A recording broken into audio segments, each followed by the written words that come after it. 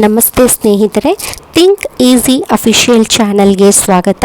ಇವತ್ತು ನಾನು ಮಾಡ್ತಿರೋ ರೆಸಿಪಿ ತುಂಬಾ ಡಿಫ್ರೆಂಟ್ ಆಗಿರೋ ಅಂಥದ್ದು ಮತ್ತು ಸಿಂಪಲ್ ಆಗಿರೋಂಥ ರೆಸಿಪಿ.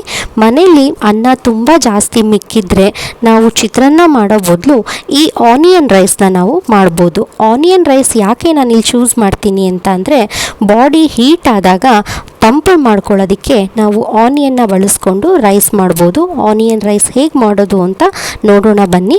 ಇದಕ್ಕೆ ಮೇನ್ ಇಂಗ್ರೀಡಿಯೆಂಟ್ ಬಂದು ಈರುಳ್ಳಿ. ಆನಿಯನ್ನ ಚಿಕ್ಕ ಚಿಕ್ಕದಾಗಿ ಕಟ್ ಮಾಡಿಟ್ಕೊಳ್ಬೇಕು. ಜೊತೆಗೆ ಸ್ವಲ್ಪ ಬೆಳ್ಳುಳ್ಳಿ ಕೂಡ ಹಾಕಬೇಕು, ದೇಹಕ್ಕೆ ಒಳ್ಳೆಯದಾಗಿರೋದ್ರಿಂದ. ಅದಾದಮೇಲೆ ಕರಿಬೇವನ್ನು ಹಾಕ್ಕೊಳ್ಬೇಕು.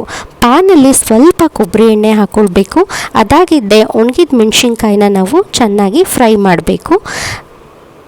ಆಮೇಲೆ ಸ್ವಲ್ಪ ಈರುಳ್ಳಿ ಏನು ಹೆಚ್ಚಿಟ್ಟಿಟ್ಕೊಂಡಿರ್ತೀವೋ ಅದನ್ನು ಮತ್ತು ಬೆಳ್ಳುಳ್ಳಿ ಆಮೇಲೆ ಕರಿಬೇವನ್ನ ಎಲ್ಲ ಚೆನ್ನಾಗಿ ಫ್ರೈ ಮಾಡ್ಕೊಳ್ಬೇಕು.